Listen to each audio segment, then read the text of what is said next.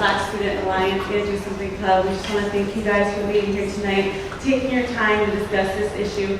And thank you so much to Torrey Honors Institute for canceling their panel and giving us the space. That's awesome. We've been so encouraged to see how Biola community has come together to talk about this issue. And because we think it's like truly important to be able to love one another, serve God with all our hearts, and live in community with one another. So tonight is not meant to be extra formal. We want everyone to feel comfortable to ask whatever questions they may have. I believe you guys have cards. Yes. Yes? Yes. And if you need something to write with, let us know. We want you to be really bold in asking these questions. We want you to ask whatever's on your hearts, whatever's on your minds, and don't hold back. One of the books that I read in my Inequalities of Race, Class, and Gender class talked about how are we going to get to the solution if we can't even talk about the problem. So in this case, how are we going to get to racial reconciliation if we can't say the words racism, white privilege, race? How are we going to get there if we can't even talk about these words? So please be bold, but we know that this is a hard and a scary topic for many people. So with that, we want to cover the night in some prayer, and Kat will do that for us. Okay, fire next. Thank you, God, so much for making this opportunity available tonight at Biola and just bringing this people in this room, God. I pray that you would meet each individual in this room, that you would meet them where they're at with this conversation. I know some of us are well developed and we know all the history behind racism, God, but some of us are just starting that conversation and just realizing everything that's going on here at Biola. And I pray, Lord, that you would just extend grace for understanding, that there would be a space for reconciliation for anyone in the room that has just past concerns about this topic. And God, I just pray for hope. I know this conversation is just starting at Biola, and I pray that you would continue to just shine light on this conversation, that not any student would feel unheard, Lord, but every student would feel heard. And I pray for our speakers that you would just speak through them, God, and that we would all be able to learn something new tonight. Amen. So here's our panel for the night. Pass the mic. So I'm Brad Christensen. I'm off in the sociology department.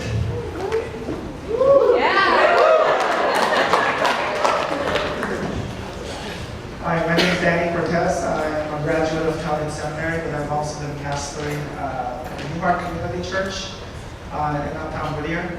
And I'm a father of 4 kids and a wife. I'm married to one woman. My eldest son is DJ Cortez. My name is Gavin Sweeney. I'm a senior white communication studies major at Biola. What did you say? I'm excited to be here. Hi guys, I'm Stephanie Lindo. I'm the VP of BSA. And I'm a journalism major, broadcast emphasis. So thank you all for coming. My biggest fear for tonight is that people won't ask questions. We won't have anything to do up here. So please ask questions. Otherwise it's gonna be really awkward for all of us, and we're all gonna just stare at you, and that's really awkward. So we want this to be a safe space. Don't worry about your questions being too intense, or like, don't worry about, oh, I don't want to ask this, I don't want to sound racist, or I don't know what to write, or just ask anything that comes to your mind, and we're up here to answer them, and to give you the honest truth on all of your questions. So again, do not be afraid to ask questions. We're willing to go deep or as shallow as you guys want to go, so it's up to you guys to create the environment you want for tonight. We have 2 lovely women in jean jackets who will be collecting your cards. So for tonight, we're not having any questions asked on the mic because we want to keep it anonymous and try to keep it as real as possible. So people don't have to feel like, oh, if I ask this, people are going to know that I wondered about this, or whatever the case may be. So if you have a question, write it down and flag down one of these 2 lovely ladies to collect your cards. They also may be walking up and down the aisles. If you don't have a pen or a pencil, can you raise your hand? We have pencils.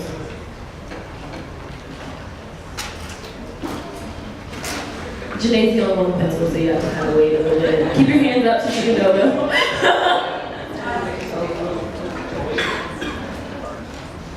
Let's give it up for Janae and Janae.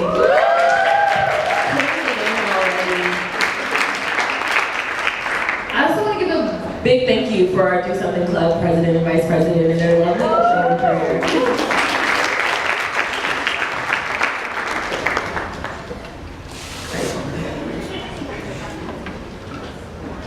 So we have some intro questions just to get the night flowing. Do not depend on us for questions throughout the whole night, but we're gonna just start it off. And then if it makes you think of something, write it down and hand in a card, like ASAP. If you need a new card, Charles, do you have more cards? No. We do, kind of.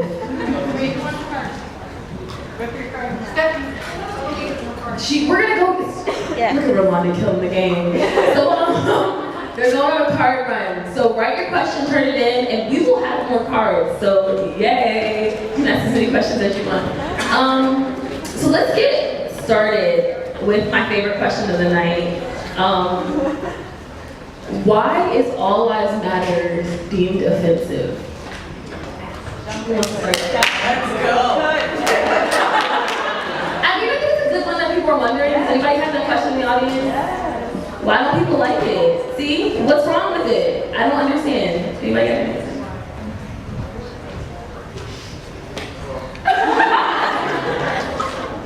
Okay, I'll take a stab at it. So the first disclaimer I want to make up here is not that anyone would get this impression from me at all, but at the risk that you might assume that I have all the answers, I definitely do not. So I've learned a lot from Stephanie and DJ and from a lot of other people, so I'm just trying to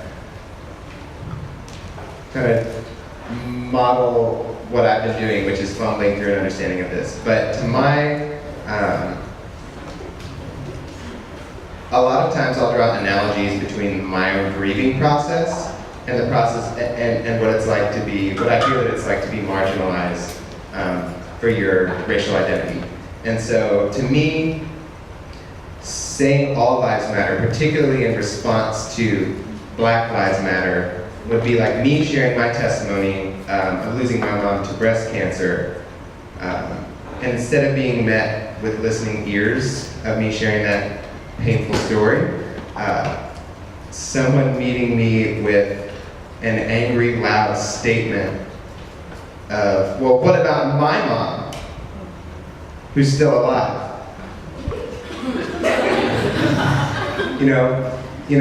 And so the Black Lives Matter is a statement that comes from intense pain and marginalization in our society.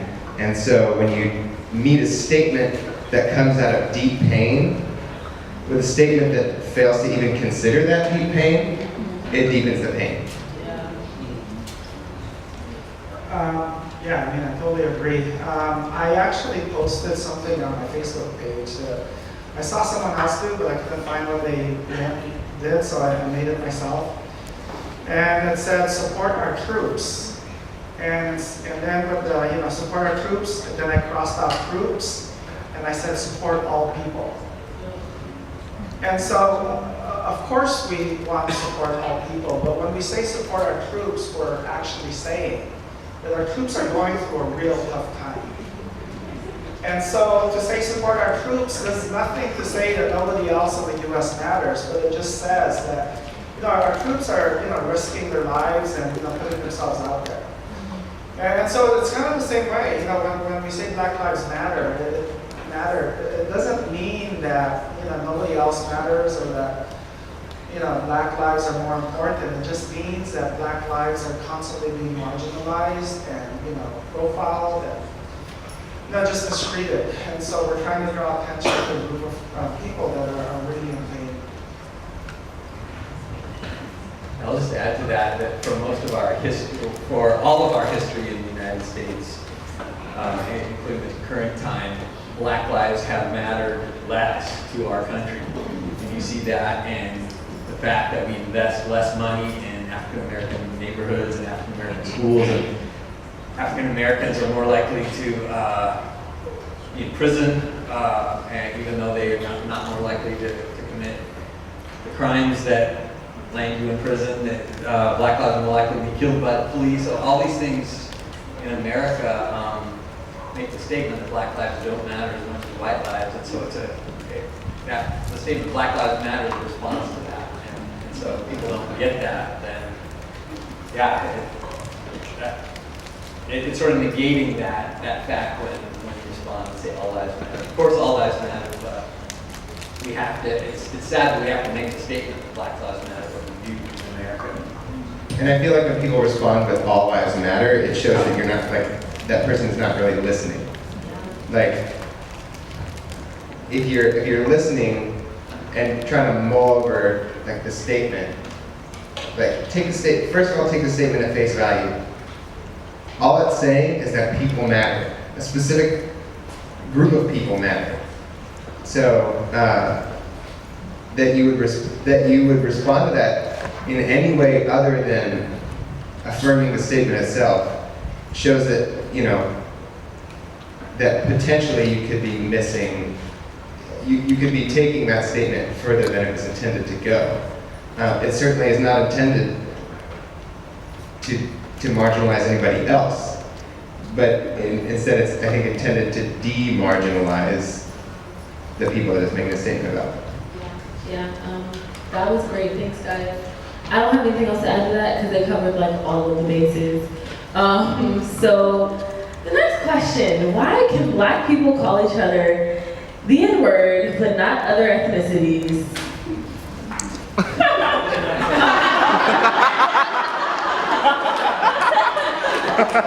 Oh man, because Black people didn't call other Black people on trees. So do I have to go deeper? Is that yes? Oh man. Black people using the N-word, I don't necessarily agree with it, but I don't speak for all Black people, so you do what you want to do. But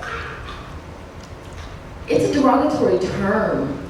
That's like, it stemmed out of racism, oppression, and the word really was saying you're not a human. You're less than human. And so for people who are Black using it, it began as this thing to kind of re-own the word, to transform what was so negative and so hurtful and dehumanizing and make it something that they could casually use with each other, almost in a joking way. Like when you watch on TV and girls call each other the B word and they're like, oh, you're such a B, huh? Like, it was the same type of thing. Does it make sense to do? Not necessarily, but the reason in doing it was taking over the word and owning it back. So, if we look at the historical context, it makes no sense for any person who's not Black, or for Black people really, to want to use the word in general. Like, it just doesn't make any sense at all. Why would you want to use a word that is so hurtful, and that people to this day still use to dehumanize people of color, and Black people in particularly? That's like, I don't call Asian Americans their derogatory terms just because they can use it in each other if they want to. The N-word isn't a joke. It literally was used to justify the killing of hundreds and thousands of human beings. So that's that answer. Cool. Anything to add? I mean, I would also add, I think Stephanie just, really said it well. But I know from conversations with Biola students that, especially for some reason in the dorm situation, that word is used often. And I know that, when you hear it used by, people who aren't Black, and then, it just keeps getting reinforced by other students, that's not helpful. And so I hope that the culture of, the dorm rooms, the campus, that we really, listen to what Stephanie and other Black students have to say about the N-word. And that we might think it's a joke, but it's really bad joke. It's a joke that's done in poor taste, and the more you use it flippantly, the less you understand how hurtful that word is. And so I would say that if you use that word, or even if you hear someone use that word, just say stop. That's not a word that needs to be thrown around like that. I heard Dr. Malloy, who's one of my favorite professors here today, she came and spoke in one of my classes, and she talked about, in terms of communication, if we change the way we think, we tend to change the way we speak. So as you change the way that you think about something, when you start talking about that thing after your mind has changed or you started to think about it differently as opposed to before, the way you speak about it changes too. And so she was saying the opposite is true as well. So if you change how you speak, it will in effect like work backwards into helping you change how you think. Or maybe even make you aware of how you think or previously thought. So like the notion that the N-word is only harmful if Black people are around to hear it is not true. So like if you're saying the N-word in a community of people that might not necessarily be personally offended by it, you're still perpetuating the mindsets, the intangible things inside yourself and others that at the best cultivate a lack of awareness for the feelings of others, and at worst, like keep the seeds of racism safe in the hearts of people when you use it and you're not around. So like, I think that part of my process in this has been learning about the way that learning the fact that the way you talk about things behind closed doors impacts the way that you live beyond closed doors just as much, as it would if you were to go out and say that. So. Those were good answers too. A follow-up to the first question. Why is Blue Lives Matter offensive to the African American community? Why is Blue Lives Matter offensive to the African American community? Yeah, Blue Lives Matters is like saying cops' lives matters or police officers' lives matter. So the question is, why is that offensive to the Black community? And I can just start that off a little bit. It's not that Black people don't value police officers. I think that when we're saying, hey, stop killing us, and you say, well, the lives of the police officers matter too. Yeah, the same people who are killing us and not going to jail for it. The same people who shot down a 12-year-old within a second of arriving at the scene and didn't get charged with that either. So it's like, if we were to say that cops' lives matter in response to us saying that we want Black lives to matter, we treat cop lives like they matter. We don't treat Black lives like they matter. And so I think that the anger that comes from that isn't from Black people not valuing police officers. I think it's from that being an inappropriate response, just like all lives matter is an inappropriate response, to us saying that we deserve justice. Black Lives Matter started when a woman, it started after Trayvon Martin died, and then George Zimmerman got off, and the woman tweeted Black Lives Matter almost as like a statement of why don't they? I claim that they do. This is a Black woman, she tweeted it, and then it started kind of going around. So you have to realize the pain that started with, realizing that in America we're still treated like we don't matter, which also then stems back to the N-word, which was what used to dehumanize us in the first place. So all of these things are connected, and I hope you guys are starting to kind of see that. I think we're going to move on to the next question, unless anybody has anything really, really super important to say. Just that it steals the narrative, right? So it's Yeah, like, it's just another exercise of power against like the Black community that would be using whatever platform they have to just make the undeniable statement that, hey, my life matters and society should treat it as such. So to yell something that's unrelated and start talking about a completely different thing, so to speak, is to just steal, to steal the spotlight from people that need it. Okay guys, we also have new cards. So if you need a new card, can you raise your hand? Yeah. Okay, so I have some cards that are connected, so I'm going to read them together so we can answer those questions at once.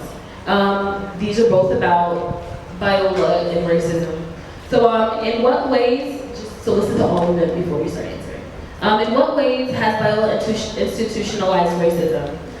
How was Viola enforced, tolerated, and supported racism in academics, administration, and student handbook rules?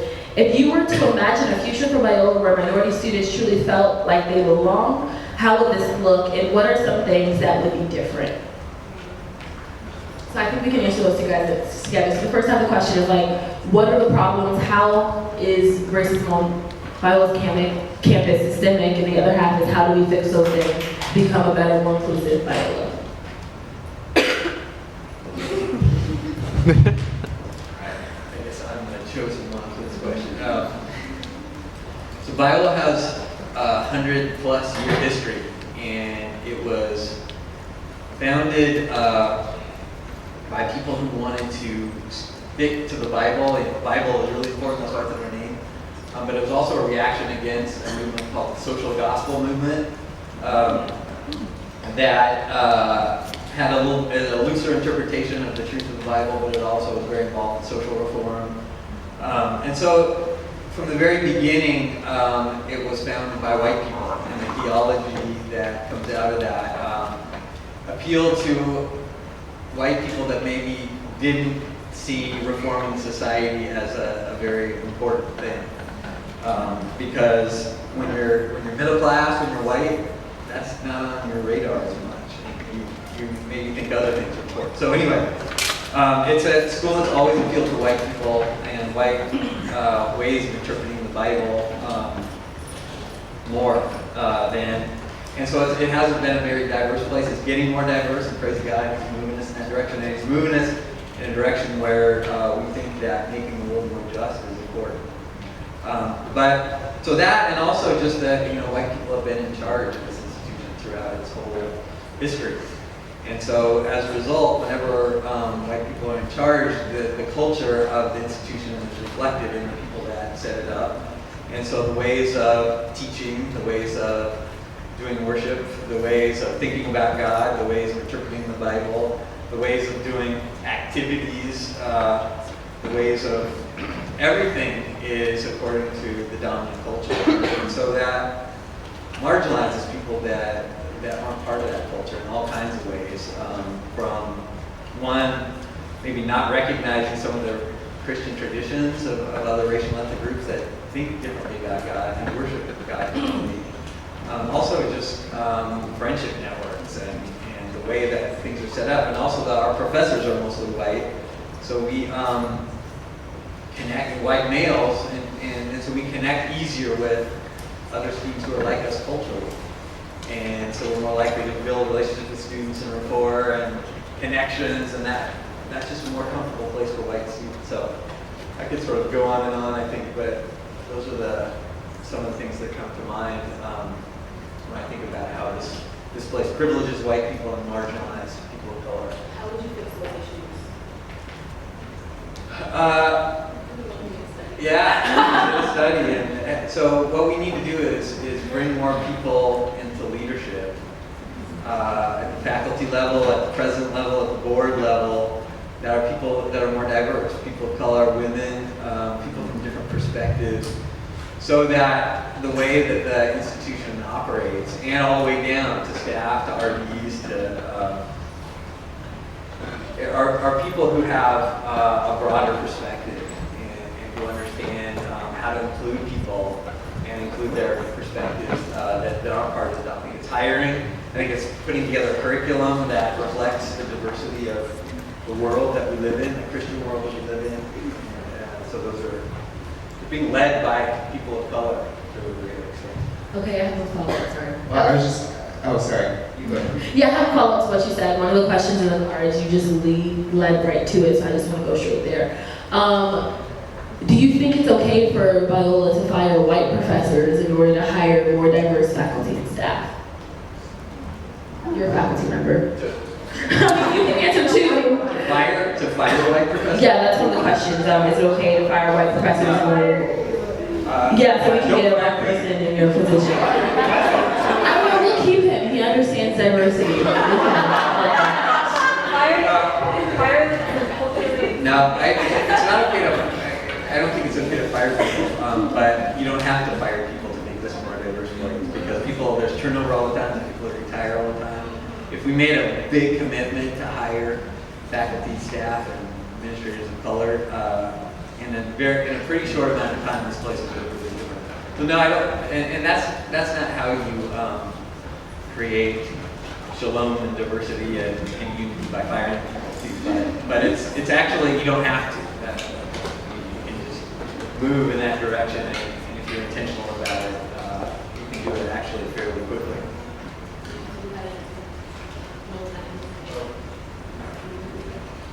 You know, when I was going to Talbot, I remember hearing students talk about the race issue, and at the time I was clueless. I remember thinking, why are they making such a big deal of it? And you know, it took me a while to try to listen, try to engage. But I think I finally got it when I was invited as a pastor to the Southern Baptist Symposium of about 15 Asian pastors throughout the U.S. And we met in Atlanta. I think there were about 5 Korean pastors invited, 4 Chinese pastors, and then the rest of the 6 pastors, we represented one Asian race, Filipino, Thai, and so on. And so we met for about 4 days, and as we were trying to discuss the problems of why Asian kids are leaving our churches, every time a Korean pastor would say something, there was another Korean pastor that was able to say, yes, we're experiencing the same problem. And so there was now this dynamic happening between these 4 or 5 Korean pastors where they understood one another. Same thing with the Chinese. And then so whenever, because there were 5 Koreans and 4 Chinese, there was always this conversation happening. But as the only Filipino pastor, I remember bringing up stuff within the Filipino community. And there was just this like, they didn't know how to respond to me because they weren't experiencing what I was experiencing.